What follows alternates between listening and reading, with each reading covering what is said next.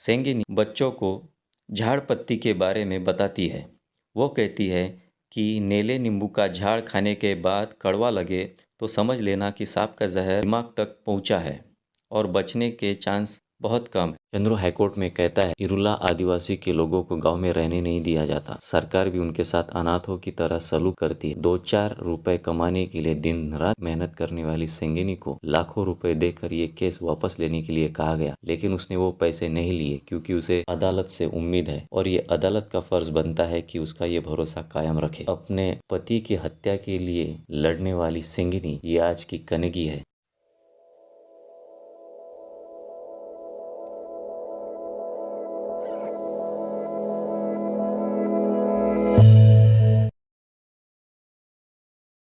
कहानी के शुरू में साल 1995 को जेल के बाहर जब कैदी आते हैं तो एक पुलिस वाला कुछ कैदियों को उनकी जाति पूछकर अलग लाइन में खड़ा करता है और बाकियों को जाने देता है। उस पुलिस वाले से बाकी पुलिस वाले जब और कैदियों की मांग करते हैं तो वो कहता है कि कौन सा कानून कहता है कि एक कैदी पे एक ही केस लगाया जाए, तुम सब पे 2-2 केस ठोक दो। कहानी शिफ्ट होती है कोनोमलई विलुपुरम जिला तमिलनाडु में, जहाँ कुछ आदिवासी लोग खेत में चूहे पकड़ने का काम करते हैं। रात में जब बारिश होती है तो सेंगिनी की घर की दीवार गिरती है। अगले दिन सरपंच के घर जब सांप निकलता है तो राजकन्नू उस सांप को पकड़ने जाता है और पकड़ लेता है। सरपंच की गाड़ी को धक्का भी लगाता है। मित्रा रात को आदिवासी लोगों के घरों में जाके पढ़ाती है। राजकन्नू जब तहसील ऑफिस में तहसीलदार से मिलता है तो वो वोटर लिस्ट में नाम न होने की वजह से उन्हें वापस कर देता है। सेंगिनी बच्चों को झाड़ पत्ती के बारे में बताती है। वो कहती है कि नीले नींबू का झाड़ खाने के बाद कड़वा लगे तो समझ लेना कि सांप का जहर दिमाग तक पहुंचा है और बचने के चांस बहुत कम है। अगले दिन समंदर किनारे मेला लगता है तो राजकन्नू सेंगिनी के साथ वहां जाता है और मस्ती करता है। राजकन्नू अगले दिन वीट भट्टी पे काम करने चेंगलपेट्टू जिले में जाता है। सेंगिनी पेट से होती है। मित्र जब गांव में चुनाव होते हैं तो चुनाव अधिकारी से कहती है कि इन आदिवासी लोगों के पास वोटर आईडी नहीं है, आप इनकी वोटर आईडी बना लीजिए। तो वहाँ का एक नेता कहता है कि इन आदिवासी के झोपड़ी में हमें झुकने को बोलोगी क्या।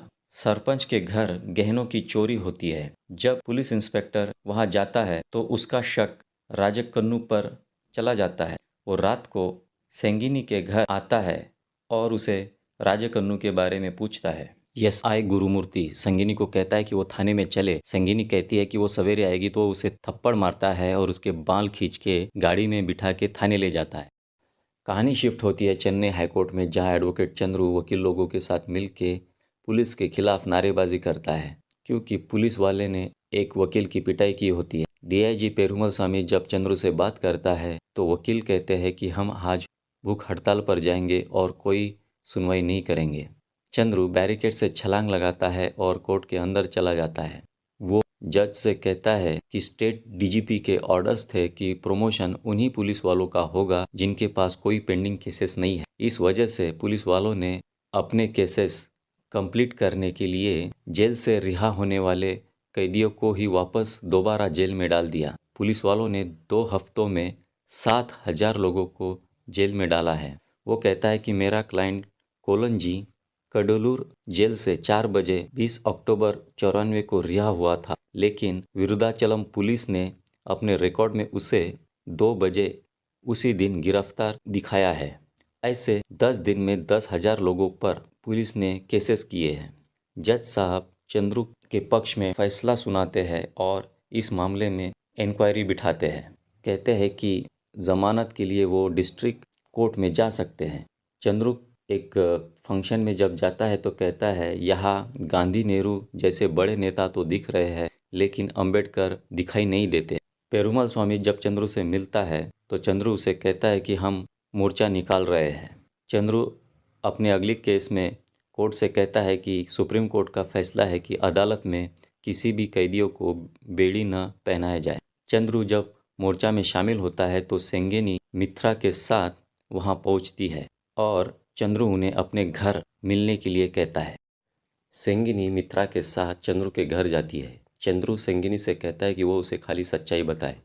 सेंगिनी कहती है कि जब पुलिस रात को जब वैन में ले जाती है तो उसे चोर कह के अपमानित करती है। अगले दिन इरुत्पम को उसके घर से पुलिस उठाती है और थाने में ले जाकर उसकी बुरी तरह पिटाई करती है। मोसाकुट्टी और पचायम्मल को भी उनके गांव से पुलिस पकड़ लेती है और जेल में जाकर उनकी बुरी तरह पिटाई करती है। यसाई गुरुमूर्ति पर एसपी का दबाव बढ़ता है तो वो इन सभी लोगों की बुरी तरह से पिटाई करता है। राजकन्नू जब अपने गांव जाता है तो गांव के लोग उसे चोर कह के पकड़ लेते हैं और पुलिस के हवाले करते हैं। पुलिस राजकन्नू को बहुत ही बेरहमी से पीटती है। रात को एक पुलिस वाला पचायम्मल को निर्वस्त्र करता है। पचायम्मल को जब अगले दिन पुलिस छोड़ती है तो वो जहर पी लेती है और किसी तरह बच जाती है, लेकिन वो अब जिंदा लाश है। सेंगिनी जब थाने के अंदर जाती है तो राजकन्नू को उल्टा लटकाया हुआ दिखती है और ज़ोर से रोने लगती है। राजकन्नू को पुलिस बाहर लाती है तो सेंगिनी उसे अपने हाथों से खाना खिलाती है, क्योंकि उसे खाना खाते भी नहीं आता। इरुत्पम राजकन्नू से कहता है कि हम गुनाह कबूल कर लेते हैं, क्योंकि मुझसे अब मार बर्दाश्त नहीं हो रही है। राजकन्नू उसे कहता है कि जख्म तो भर जाएंगे, लेकिन ये कलंक कैसे मिटेगा। खाना खाते वक्त सेंगिनी पुलिस को नरक में जाओगे कहती है। गुरुमूर्ति उसकी ये बद्दुआएं सुनता है और राजकन्नू और सभी को घसीट के थाने के अंदर लेके जाता है। सेंगिनी रोती है। उसी वक्त एक अच्छा पुलिस कांस्टेबल उसे गांव के किसी अच्छे और बड़े इंसान को लाने के लिए कहती है। सेंगिनी शाम को अपने गांव के सरपंच के घर जाती है, लेकिन वो उसे वापस भेजता है। उसी रात पुलिस हेड कांस्टेबल सेंगिनी के घर आता है और कहता है कि तीनों आरोपी फरार हुए हैं, वो अगर आएंगे तो मुझे बता देना। सेंगिनी रात को ही पुलिस स्टेशन जाती। वो जब पुलिस स्टेशन जाती है तो पुलिस उसे वापस भेजती है।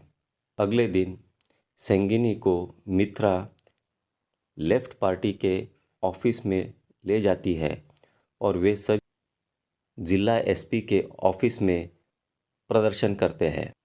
एसपी उनसे कहता है कि वो अगर प्रदर्शन करते हैं तो वो डर जाएंगे क्या। तो लेफ्ट पार्टी का एक नेता कहता है, जो आरोपी है ये सभी आदिवासी लोग हैं, वो एससी एसटी आयोग, डीजीपी ऑफिस, होम सेक्रेटरी सबके पास जाएंगे और एसपी को जवाब देना पड़ेगा। तो एसपी इंक्वायरी कमेटी गठित करता है। सेंगिनी राजकन्नू को खुद ढूंढती है।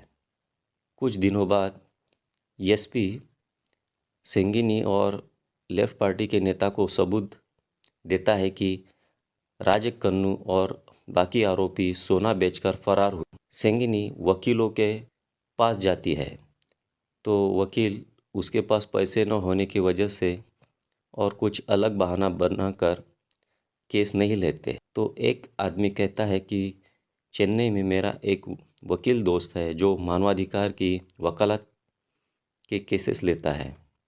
सेंगिनी वही इंक्वायरी कमेटी की रिपोर्ट चंद्रू के पास देता है। चंद्रू रिपोर्ट पढ़ने लगता है तो उसमें लिखा होता है कि राजकन्नू और उसके साथी 4 जून 1995 को रात 10:55 को जेल से फरार होते हैं। पुलिस सभी जगह उन्हें ढूंढती है। यसाई गुरुमूर्ति कहता है कि वे अगर नहीं मिले तो हमारे डीएसपी खाल उधेड़ देगा। तीनों आरोपी डॉक्टर के पास जाते हैं। डॉक्टर उन्हें जब दवाई देता है तो वो दवाई लेने मेडिकल स्टोर पे जाते हैं, चाय वाले के पास भी जाते हैं। चंद्रू सोचता है कि राजकन्नू का सरपंच के यहाँ जाना ये एक निगेटिव है, उसके वहाँ फिंगरप्रिंट्स मिलना ये भी एक निगेटिव है, और डॉक्टर, मेडिकल स्टोर, चाय वाला ये भी एक आई विटनेस है, और उन्होंने जो गहने सोनार को बेचे हैं वो भी एक निगेटिव है। वो पूरी रात भर इस केस की स्टडी करता है। अगले दिन चंद्रू सेंगिनी से कहता है कि वो मद्रास हाई कोर्ट में हेबस कॉर्पस पिटीशन याचिका दायर करने वाले हैं।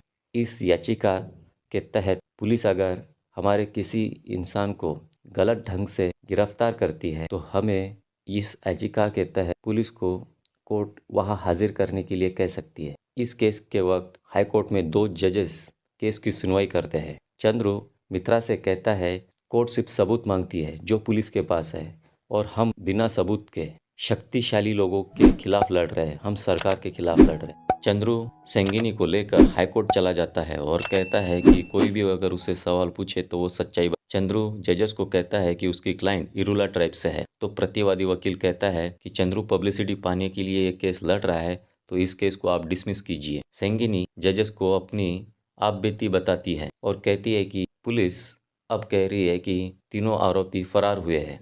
जजेस विचार करते हैं और हेबेस कॉर्पस याचिका को मंजूर करते हैं और सुनवाई 3 दिन बाद रखते हैं। हाई कोर्ट एसपी से जवाब मांगता है तो एसपी एसआई गुरुमूर्ति से सवाल पूछता है। सरकारी वकील कहता है कि एसपी रिपोर्ट में साफ लिखा गया है कि पुलिस तीनों आरोपियों को अभी भी ढूंढ रही है। तो चंद्रू कहता है कि उसे इस रिपोर्ट पर यकीन नहीं है क्योंकि पुलिस ने अभी तक एफआईआर रजिस्टर्ड नहीं की है। वो क्रॉस एग्जामिनेशन की मांग करता है। तो जजेस कहते हैं कि इसके लिए आप जिला अदालत जाइए। चंद्रू अपनी दलील में कहता है कि इमरजेंसी के वक्त साल 1978 को केरला हाईकोर्ट में राजन केस में उन्होंने क्रॉस एग्जामिनेशन की इजाज़त दी थी। तो हाईकोर्ट उसी केस को प्रेसिडेंस मानते हुए क्रॉस एग्जामिनेशन के लिए इजाज़त देती है। चंद्रू मित्रा को लेकर गांव जाता है, लोगों से पूछताछ करता है।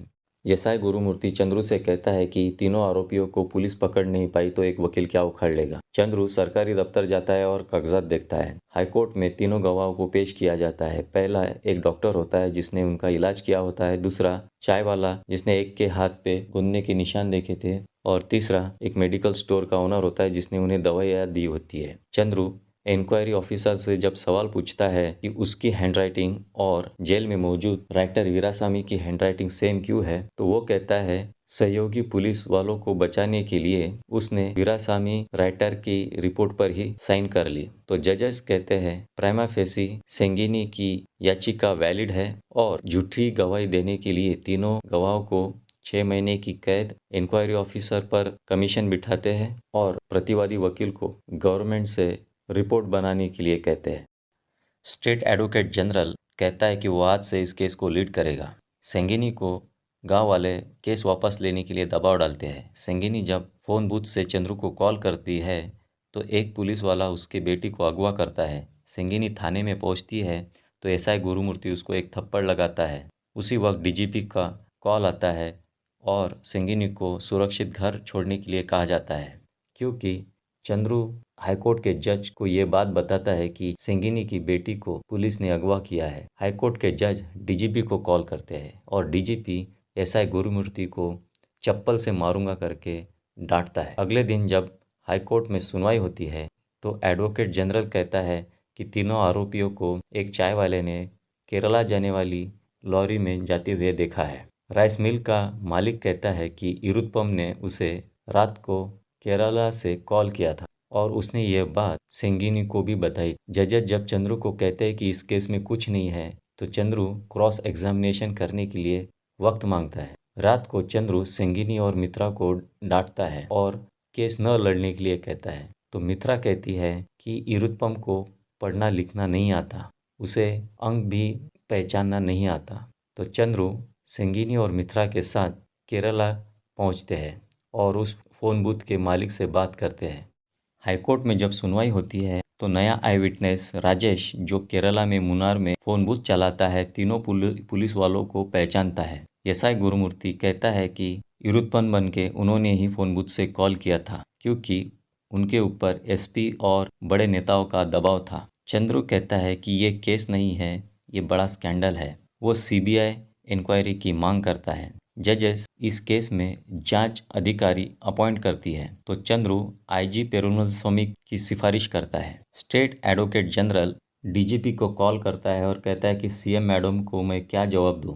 डीजीपी आईजी पेरुमल स्वामी से बात करता है कि पहले इस केस में पुलिस डिपार्टमेंट का नाम बदनाम हो चुका है और ये वकील हमारे नाक में दम कर रहा है। आईजी चंद्रू से मिलता है। चंद्रू आईजी को जनजाति लोगों से मिलाता है जिनके ऊपर पुलिस वालों ने बहुत ही जुल्म किए होते हैं।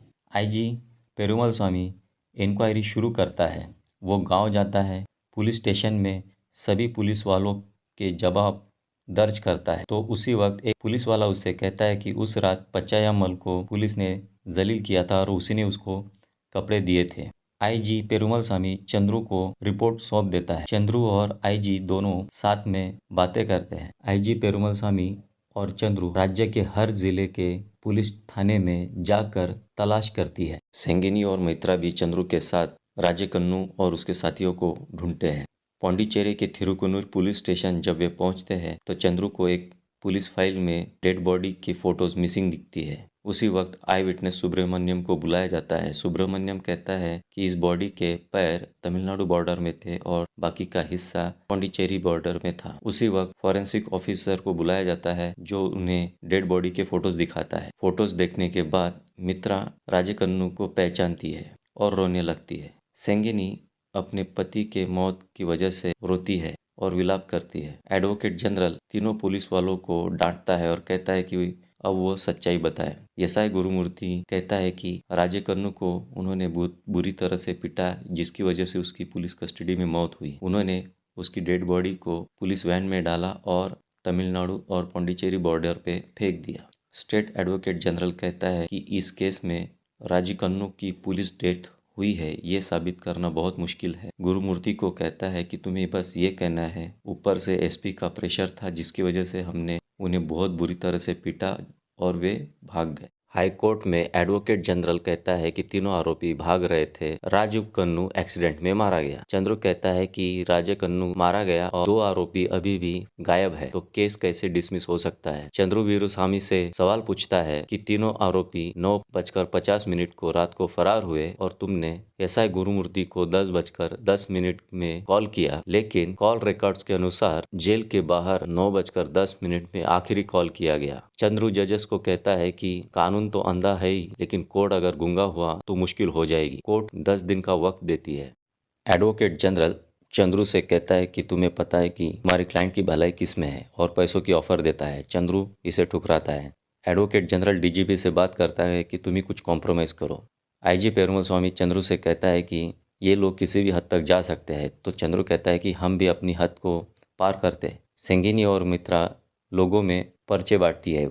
वो गांव, शहर, चौराहे पर लोगों के बीच अपनी पर्ची बांटती है। डीजीपी आईजी पेरुमल स्वामी को कहती है कि चंद्रू ने डिपार्टमेंट के नाक में दम करके रखा है। राजेकन्नू की डेथ लॉकअप में हुई इसका कोई सबूत नहीं है और वो अपने उसूलों को भूल जाए। तो पेरुमल स्वामी कहता है कि वो डिपार्टमेंट के लिए तो अपनी जान दे सकता है लेकिन अपनी ईमानदारी नहीं बेच सकता। आईजी पेरुमल स्वामी सोनार से मिलता है और वो कहता है कि वो लोग जिन्होंने उसे चोरी के गहने बेचे वो उसके इलाके के लोग थे। आईजी उसे थप्पड़ लगाता है। चंद्रू आईजी पेरुमल स्वामी मिलके एसआई गुरुमूर्ति की सर्विस हिस्ट्री देखते हैं और चंद्रू कहता है कि सही जेल तो हमें मिला है। वे दोनों उडुमलाईपेट्टाई पुलिस स्टेशन जाते हैं जहां मौसाकुट्टी और इरुत्पम होते हैं। चंद्रू पौंडीचेरी के डॉक्टर से मिलता है और उसे पूछताछ करता है।